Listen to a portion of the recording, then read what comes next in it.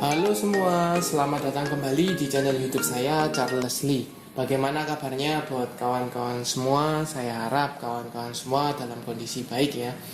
Kemudian pada kesempatan kali ini, apa yang akan dibahas? Pada kesempatan kali ini saya akan membahas dua saham requestan dari teman kita sama-sama di perusahaan rokok ya, yaitu WIM, Wismilak Inti Makmur, kemudian ada HM Sampurna atau Hanjaya Mandala Sampurna. Bagaimana potensinya kedua saham ini, dan apakah teman-teman yang sudah punya masih bisa hold, atau buat yang teman-teman yang belum punya bisa spekulasi buy? Untuk tahu jawabannya, pastikan teman-teman tonton video ini sampai selesai. Buat teman-teman yang mungkin baru pertama kali mampir ke channel YouTube saya ucapkan selamat datang, selamat menonton. Semoga informasi yang kami sampaikan melalui video-video yang kami buat bisa bermanfaat buat kawan-kawan semua. Oke, tanpa berpanjang lebar ya. Mungkin teman-teman tidak sabar menunggu, maka kita langsung mulai. Untuk saham yang pertama ada HMSP atau Hanjaya Mandala Sampurna. Sebelumnya saya sempat bahas untuk HMSP ya, bagaimana prospeknya. Overall ada sedikit perubahan. Kenapa? Kalau sebelumnya dia sudah mulai bergerak uptrend ya, karena EMA 50 nya sudah berada di atas EMA 200, dan sekarang walaupun masih EMA 50 nya di atas EMA 200, tetapi harganya sudah di bawah EMA 200. Untuk lebih jelasnya, EMA 200-nya di mana? EMA 200-nya ada di 1005 ya, kita bisa bulatkan di angka 1000. Kemudian EMA 50-nya di mana? Di 1045 ya, masih di atas. Tetapi kalau teman-teman lihat harga penutupan dari HMSP itu tanggal 12 Mei 2023, dia mengalami koreksi ya 1,54% ke level 960. Jadi dia sudah breakdown di bawah EMA 200-nya. Ya. Teman-teman bisa lihat di sini dia sudah breakdown dari EMA 200. Ya, seperti itu. Nah, kalau dia sudah breakdown dari EMA 200, apakah dia masih uptrend? Menurut saya dia sudah confirm ada tanda-tanda perbalikan arah lagi. Kalau sebelumnya dia mulai bergerak uptrend karena didukung EMA 50-nya berpotong atau memotong EMA 200, sekarang dia sudah mencapai peak di 1200-an, kemudian gagal bertahan, turun kembali. Turunnya ini kenapa? Karena laporan keuangan ya. Di sini masih laporan keuangannya ya. Di sini juga laporan keuangannya keluar ya bulan Mei, kemudian mengalami penurunan. Nah, penurunannya ini disertai dengan volume ya. Penurunannya disertai dengan volume menandakan apa? Ada buangan barang atau bongkaran barang ya. Kalau bongkaran barang tetapi tidak ada yang nampung, maka terjadi distribusi. Seperti itu. Garis MACD jelas ya, sudah mengarah ke bawah, mengindikasikan konfirmasi lagi ya, ada tekanan di sini. Apakah pasti? Kita coba cek ke broker summary-nya. Seperti biasa saya cekkan melalui iPod ya. HMSP tanggal 8 sampai dengan tanggal 12, satu minggu terakhir saja kita coba cek dengan value net. Ini jelas menunjukkan bahwa ada distribusi cukup masif. Yang jualan siapa? PD, Kaset, BK, BB, dan AK. Ya, yang nampung siapa? YP, Aset, SK, AI, dan UD. Harga rata-ratanya pun under 1000 ya. Ya, jelas di under 1000 berarti dia nampung di daerah bawah, buangan barangnya itu cukup masif ya, tidak ada tampungan yang cukup relatif besar ya, jadi merata, buangannya tidak diakumulasi ya, seperti itu. Nah, overall bagaimana? Kalau dilihat dari prospeknya, karena dia sudah berada di bawah EMA 200, maka menurut saya cukup kurang menarik. Kenapa kurang menarik? Karena ada tanda-tanda bahwa EMA 50-nya ini akan ada potensi berpotongan ke EMA 200-nya. Dan kalau seandainya dia sudah berpotongan kembali, maka dia confirm perbalikan arah. Seperti itu. Nah, sekarang pertanyaannya adalah buat teman-teman yang sebelumnya sudah beli, mungkin ya di area 1000-an. Ya ini mungkin disclaimer mungkin di 1000-an. Apa yang harusnya dilakukan? Sebenarnya kalau teman-teman mau jual sell on strength, ketika dia gagal break dari area 1200, area resist ya, sempat beberapa kali di sini ya disentuh ini, gagal break, teman-teman bisa buang ya, buang barang. Kalaupun seandainya teman-teman tidak mau buang barang karena kan masih ada opsi kedua, yaitu selama berada di atas EMA 50 teman-teman masih layak untuk hold, is okay ya. Tapi ketika dia sudah breakdown di bawah EMA 50 di tanggal 3 ya, 3 April, dia kan sudah di bawah EMA 50. Maka sebaiknya teman-teman out. Kalaupun teman-teman misalnya let's say beli di area 1000 ya, let's say 1000 sampai dengan 1030 lah, 1030. Ketika teman-teman masih di sini, teman-teman masih cuan. Walaupun relatif tipis ya, tapi setidaknya at least teman-teman masih cuan. Dan kalau seandainya masih tidak dijual ya, belum out, masih bisa tampung karena berpikiran bahwa oh ya nanti mungkin rebound. Oke. Sekarang dia sudah berada di level teman-teman beli ya, atau teman-teman minus sedikit lah. Ya, minus relatif sedikit ya. Seperti itu. Nah, sekarang kalau seandainya teman-teman berpatokan ke EMA 200 ya, ini kan sempat area support ya, psikologis di 1000 dan dekat dengan EMA 200 seharusnya cukup kuat. Ketika dia breakdown dari EMA tersebut atau support kuatnya, apa yang harus teman-teman lakukan? Jelas teman-teman sebaiknya adalah cut loss. Takutnya kenapa? Dia dibawa mengalami penurunan lebih lanjut.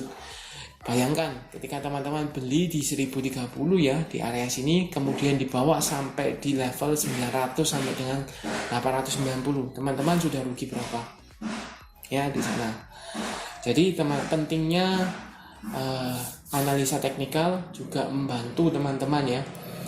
Jadi teman-teman bisa menggabungkan fundamental, teknikal, dan bandarmologi. Untuk apa? Fundamental ini sekitar kilas saja ya. Fundamental teman-teman bisa membantu atau terbantu ya untuk menyeleksi saham apa yang akan dipakai atau teman-teman beli. Secara fundamental cukup oke, kinerjanya jelas, bagaimana prospeknya itu lihatnya dari fundamental, atau investasi lebih condong ke fundamental ya, seperti itu. Kemudian analisa teknikal buat apa? Analisa teknikal ini perlu untuk teknik kapan sih waktu belinya, sebaiknya belinya kapan, jualnya kapan, itu pakai analisa teknikal ya. Bandarmologi ini tidak bisa terpisahkan dengan analisa teknikal. Kenapa? Biasanya kalau saya adalah mengkonfirmasi menggunakan bandarmologi. Jadi ketika dia mengalami berada di support tetapi tidak ada akumulasi, tidak ada bongkaran barang yang relatif besar dari bandarmologinya, maka teman-teman bisa spekulasi buy ya. Atau di area resist, waktunya jualan nggak sih? Di area teknikal itu jelas area resist, tapi di bandarmologi di resistnya ini masih tetap ada akumulasi, maka ada besar kemungkinan dia akan break dari resist tersebut. Kalau begitu kesimpulannya bagaimana? Saya masih bisa hold. Kalau saya ini misal saya ragu atau kita ragu, maka sebaiknya buang sebagian. Jadi ketika tidak sesuai dengan harapan, oh kita masih berharapan dia bakal naik, tapi kenyataannya tidak, maka setidaknya teman-teman sudah mengamankan sebagian profitnya. Tinggal nanti tidak sejalan, buang barangnya, selesai, seperti itu ya. Itu agak menyimpang tetapi karena sejalan ya dengan penjelasannya, jadi saya sampaikan. Kesimpulannya bagaimana untuk AMSP? Kalau teman-teman punya di angka 1000 ke atas, apa yang bisa dilakukan? Teman-teman kalau tidak mau ya averaging down dan time frame-nya teman-teman jangka pendek, teman-teman out. Tapi kalau seandainya teman-teman time frame-nya jangka panjang dan masih ada dana lebih untuk averaging down ya, dengan catatan time frame-nya jangka panjang, kemudian uangnya uang dingin dan ready dana ya, mau invest di AMSP is okay. Atur aja piramid, mungkin tunggu di daerah support ya, 890, 900 itu ada area support, bisa tunggu di sana. Karena potensi kalau menurut saya dia Senin atau Selasa HMSP ini tidak mampu kembali di atas EMA 50, maka dia akan berpotensi besar lanjut mengalami penurunan. Ya, disclaimer on. Itu untuk HMSP. Kita lanjut ke saham kedua, WIM atau Wismilak Inti Makmur. WIM ini berbeda dengan HMSP. Berbedanya gimana? Kan tetap sama-sama rokok. Oke, jelas bahwa WIM ini jelas memang rokok, tapi trennya berbeda. Kalau HMSP cenderungnya sudah mulai bergerak reversal, berbalikan arah menuju downtrend kembali. Sekarang WIM ini masih dalam posisi uptrend. Kalau saya buatkan garis ya, dinamis trendline yang biru ini saya buatkan dengan time frame-nya weekly. Ya, weekly itu masih jelas dia fasenya uptrend. Ya, seperti itu. Nah, sekarang secara daily-nya, daily chart-nya ini tanggal 12 Mei 2023, saham WIM ini masih ditutup stagnan ya. Tidak naik, tidak turun. Tetapi teman-teman, kenapa bisa hijau? Karena dia gap down dan ditutup di penutupan kemarin. Jadi tidak naik, tidak turun, tetapi candlenya hijau. Seperti itu. Ya, posisinya jelas masih uptrend. EMA 50-nya di mana? EMA 50-nya di 927, 930, sedangkan EMA 200-nya ada di 760. Jelas posisi EMA 50 di atas EMA 200. Fasenya tadi sudah dijelaskan, uptrend. Volume teman-teman bisa cek ya. Volumenya relatif ada, garis MACD masih mengarah ke atas, menunjukkan apa? Ada dorongan beli masih ada ya. Kita coba konfirmasi ulang ke broker summary-nya. Apakah WIM ini ada akumulasi atau tidak? Selama 1 minggu ya, seperti biasa 1 minggu saja kita cek dengan value net.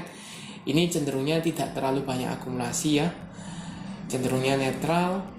Itu yang nampung siapa? Yang beli siapa? Ada Aset, GR, TX, SQ, dan YB. Yang jual YP, AK, EP, BK, YU ya, di sana. Jadi ini kemungkinan tidak ada akumulasi karena dia berada di area resist ya, 1200 belum bisa breakout. Jadi kemungkinan dimanfaatkan untuk profit taking ya, seperti itu. Nah, buat teman-teman yang belum punya, sekali lagi ya, buat teman-teman yang belum punya, apa yang bisa dilakukan? Kalau buat teman-teman yang belum punya, sebaiknya tunggu kembali di daerah support. Supportnya di sini ada support minor 1080, kemudian support cukup kuatnya di area 900 sampai dengan level 930 di area EMA. Kenapa saya tidak memperhitungkan area level 1000, area level support psikologis? Karena cukup berdekatan dengan EMA 50. Mendingan teman-teman lebih sabar tunggu di EMA 50-nya. Seperti itu ya. Kemudian kenapa saya bilang ini support minor? Karena dia meretestnya hanya beberapa candle. Bayangkan ketika teman-teman di sini dia membuat base cukup panjang ya, berarti dia mencoba area resistnya di sini. Ya, seperti itu. Jadi ini perlu konfirmasi lebih lanjut, maka saya sampaikan bahwa ini area support minornya. Bedanya minor dengan mayor, kalau minor itu relatif lebih mudah untuk ditembus daripada yang mayor. Ya, seperti itu. Nah, buat teman-teman yang sudah punya untuk WIM, apa yang bisa dilakukan? Sama dengan HMSP ya, yang tadi saya jelaskan di HMSP, ada 2 opsi. Pertama, teman-teman bisa sell on strength di area resist karena dia ini masih belum ada tanda-tanda bahwa dia akan break dari area resistnya, bisa buang separuh, itu bisa. Atau berpatokan ke selama masih berada di atas EMA 50, teman-teman masih layak untuk di hold. It's okay, tergantung preferensinya teman-teman ya, seperti itu. Takutnya kenapa? Mungkin teman-teman berpikiran bahwa kalau seandainya saya sell on strength di area resist ini terus kemudian dia breakout, kan saya rugi. It's okay, mending teman-teman amankan profitnya sebagian daripada kalau seandainya teman-teman kebalikannya ya. Ini area resist nih, teman-teman sudah profit, tapi teman-teman berpatok, mungkin dia bisa breakout, pasti breakout. Teman-teman tunggu, ternyata dia tidak mampu breakout, turun kembali ya. Teman-teman belum siap jual atau belum bisa jual, teman-teman hilang profitnya. Ya, seperti itu. Sekali lagi, ini tergantung preferensinya teman-teman, tidak ada benar atau salah. Waktu tertepat atau waktu yang paling baik itu tidak ada. Tergantung time frame, tergantung strateginya masing-masing, ya, seperti itu. Untuk saya, kalau seandainya saya sudah punya kelihatan bahwa dia tidak ada tampungan, buangan barang, tapi tidak terlalu banyak distribusi masif, maka saya akan buang sebagian. Buang sebagian, amankan profit, saya tunggu. Kalau dia breakout, ya, saya kan minimal saya tidak akan ketinggalan. Breakout saya masih punya porsi. Seperti itu. Tapi kalau seandainya dia turun dari area resist tersebut, minimal saya sudah amankan sebagian profitnya, tinggal saya lihat apakah ini distribusi, apakah ini hanya pancingan, atau apakah ini bakal berlanjut. Seperti itu, ya.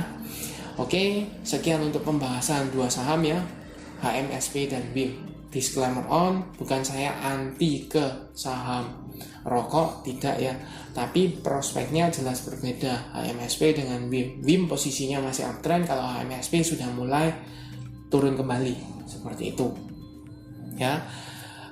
Teman-teman semua bisa amati, bisa lihat, simak beberapa saran ya yang tadi saya sebutkan, titik support resistnya di area sana.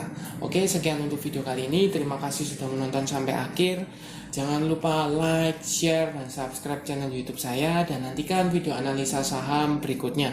Oh ya, buat teman-teman feel free for comment ya, request saham apa yang akan dianalisa, sebisa mungkin saya akan bantu buatkan analisanya. Oke, sampai jumpa.